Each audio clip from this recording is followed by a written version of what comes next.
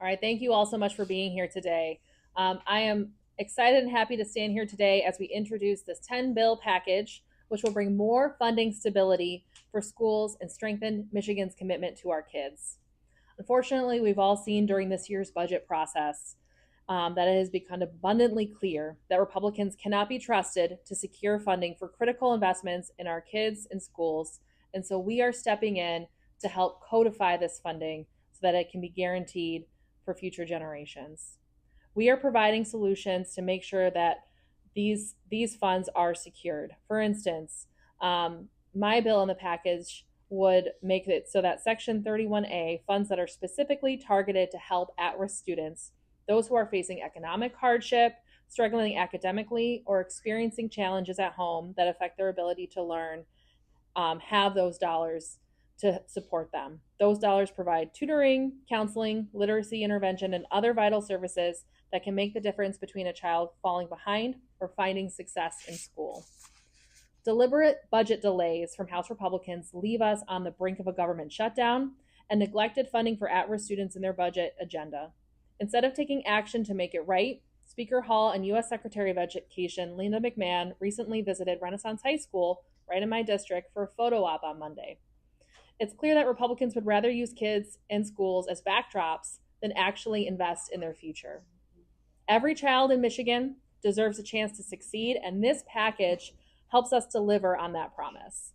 My bill would ensure that at-risk funding is maintained at 35% of the foundation allowance, which is what the School Finance Research Collaborative recommends is adequate funding for at-risk, and this bill would require that. This bill would make it so that our most vulnerable students are not left behind. That is a promise that needs to be kept for Michigan families. This package as a whole provides predictability for districts, stability for educators, and opportunity for our children. This is not just a matter of fairness, it's a matter of responsibility. Now I'm going to turn it over to my colleague, State Representative Reggie Miller, who's also a vital part of this important package. Good morning, everyone. I'm State Representative Reggie Miller, and I'm proud to be here alongside my colleagues who are fighting for a school budget that puts kids, teachers, and families first, and that our school districts can rely on, plain and simple. My bill in this package will provide every public school in Michigan with at least $210 per student to strengthen mental health services and school safety. By dedicating this funding on a per pupil basis, we are making sure that every student benefits, no matter where they live. Look at it as a serious down payment on students' well-being. This isn't about politics, it's about our kids. Across Michigan, students are facing records levels of pressure, stress that is insurmountable, and anxiety. And as legislators, we owe it to our children to make sure that their schools have the resources they need, adequately address the situations that are facing our students. Families should never have to worry about whether their children are safe at school. With this bill, schools will be able to plan responsibly for the future and have the resources to improve security and protect students without forcing school administrators to make the tough decisions about what services they'll have to cut. The bottom line here is when students feel safe and secure, they can focus on learning. And when schools know they have the funding necessary to provide safety and support services, they can start educating the way they need to educate. This package is about protecting our children at school to give them every chance to succeed because we're investing in our kids. We invest in our future. Thank you. I'm State Representative Reggie Miller, and I'd like to introduce State Representative Denise Menser.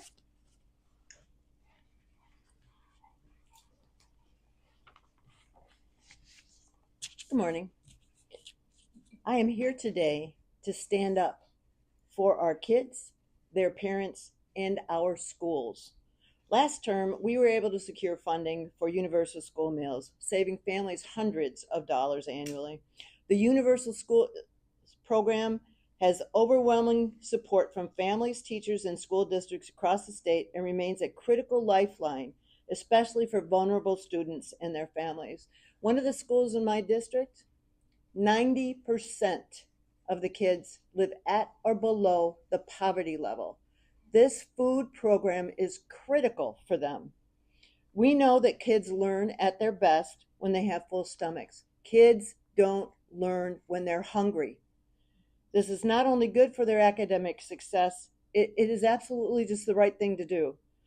Sometimes these meals provided by the schools are the child's main source of nutrition for the day, making them all the more essential. School meal programs save families money and time. And when so many working families are struggling to get by, this program is simply a no-brainer. But now that program is under threat. The budget my Republican colleagues passed eliminates funding for school breakfast and lunch.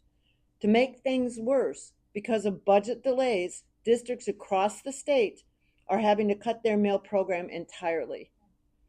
Our kids' main focus should be on schoolwork. They shouldn't have to worry about whether or not they're going to have a meal, whether or not they're going to go hungry. Again, kids don't learn when they're hungry. If we want to see better outcomes and higher achievement for our kids, then we have to fund these meals so that they can learn at their full potential. This is not a controversial issue. It's a shame right now that it is. Students, families, and schools across the state are counting on us to fund this vital program, and that is why we are here today. We know the Universal School Meals program works, and we owe it to our kids to guarantee its funding, because no parent should have to worry about how they're going to feed their kid, and no kid should have to worry about whether or not they're going to eat that day. So thank you, and now I'm going to turn it over to the wonderful, marvelous Representative Tyrone Carter. Wonderful and marvelous. Thank you, Denise. Thank you all for being here. Right now, special education is under threat at the federal level. Washington promised us decades ago that it would cover 40% of the cost. But today, it funds half of that commitment, leaving the state and families to make up the difference. On top of that, we're facing one of the greatest disinvestments and underfunding challenges in decades. The current Tea Party movement, disguised as Doge, is bulldozing its way through vital programs, and one of its many targets is special education. And I ask you, what kind of society are we becoming if we cannot guarantee education for our children? For our children who just need a special kind of attention. Is our country filing for moral bankruptcy? My answer is, and our answer is, as House Democrats, no. We refuse to give up on our children.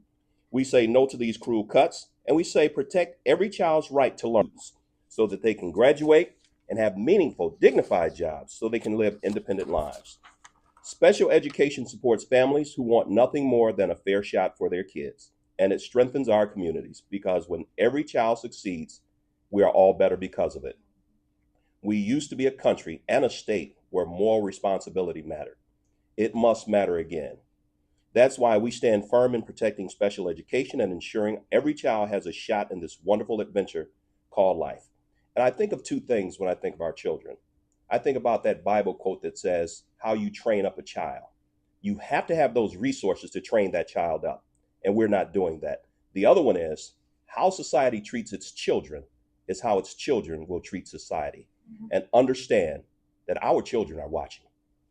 We stand firm in what we're going to do. Next, I'd like to have Superintendent Dory Lyko come up and share her perspective. Thank you. Good morning, and thank you for the opportunity to speak today. My name is Dory Lyko, and I'm the proud superintendent of East Lansing Public Schools, right down the road here from the Capitol. I stand here to urge the Michigan legislature to come together and pass a school aid budget for K-12 education. Our students, families, and educators are depending on us, and the consequences of inaction are far too great. The deadline for the state to pass a budget was June 30th. That deadline came and went. Meanwhile, every school district in Michigan was legally required to pass its own budget by June 30th and has already begun the school year with no indication of what type of budget we are truly working with. Some districts have even had to borrow money to ensure that they can make payroll if the government shuts down and the October state aid payment is not made. That wastes taxpayer dollars on interest, money that should have been invested directly into our classrooms. This could and should have been avoided. If a budget is not passed by September 30th, school districts across Michigan will face even deeper uncertainty. Superintendents and boards will be forced to make difficult decisions, delaying staffing decisions, putting off purchases for classroom resources, and in some cases considering cuts to programs on which students rely. Most importantly, this uncertainty erodes trust. Families expect stability in their schools, and staff deserve to know their positions and programs are secure. A complete school aid budget is not just about per pupil funding. It must also include the categorical funding streams that address specific student needs and vital functions. These dollars provide targeted support for areas such as school meals, special education, at-risk learners, English language services, transportation, school safety, and career and technical education. Without these funds, districts cannot adequately serve students who need additional resources to succeed. We know that equitable funding is not the same as equal funding. Distributing dollars through categoricals recognizes that students and districts face different challenges. Rural districts may struggle with transportation costs, urban districts may need stronger wraparound services, and students with disabilities or those learning English require specialized staff and materials. These aren't extras. These are essentials that ensure every child in Michigan, regardless of their zip code or background, has a real opportunity to learn and thrive. Passing the school aid budget by September 30th is about honoring our commitment to Michigan's children. It's about giving educators the stability they need to focus on teaching, not on whether or not they'll have the resources to do their jobs. And it's about signaling to our communities that education is a shared priority, not a bargaining chip. I urge the legislature to act swiftly, thoughtfully, responsibly, and with the future of our students in mind. Michigan's children cannot wait. Thank you. Thank you so much, Dory. And thank you everyone for being here. So again, just to reiterate, the purpose of this package is to make sure those critical categoricals that Dory was just referring to are enshrined in statute so that future budgets aren't at the whim of a rogue legislator that decides to redo the school aid budget because they feel like it, and put a lot of districts at unease and uncertainty about how they're going to be able to fund their districts moving forward. So we want to make sure that those critical needs are funded and that there is an extra layer of protection to make sure that that is done. And we are all standing here today in support of that, and we're all standing here today to put pressure on everyone involved in this process, especially our speaker and our Republican colleagues, to get to the table and get the job done on the budget. And with that, I'd be happy to answer any questions. Yeah. Rep. Weiss, can you go over how these bills would enshrine those categoricals into statute, and also just like where they're at, like have they been introduced yet? How many bills are going to be in the package? How many sponsors are there? Yeah, absolutely. So it is a 10-bill package. It was introduced, well, it was dropped yesterday. It'll be read in today. The bill numbers are 4868 through 4872. And each bill is structured a little differently, but several of the bills, and just to go over what they are, so they would require codification for special education, for English language learners, for GSRP, for CTE, career and technical education, transportation, 31AA, which is school safety and mental health, 31A, at risk, universal meals, and for rural and isolated districts. And each bill is structured a little differently. Some of them are requiring at least the previous fiscal years as a base level of funding. Some of them require codification of school finance research collaborative recommendations for what level of funding those should be at. Yeah, any other questions? That means we killed them. Yeah, go ahead. Joe Sharkey, 6 News. I guess just out of curiosity, obviously, there's a lot of talk, not specifically with this bill, but with other bills about the need for bipartisanship. Have you guys gotten Republicans I know these bills are about to be introduced today, but have reached out across the aisle and be like, we need to get this funding done now? So I've had several conversations with my Republican colleagues about the budget itself and about the importance of getting a budget done. Am willing to talk to literally anyone, and all of us are willing to talk to literally anyone about the importance of getting a budget done and what can we do to be helpful. And have had those conversations and have sat with our Republican colleagues on that.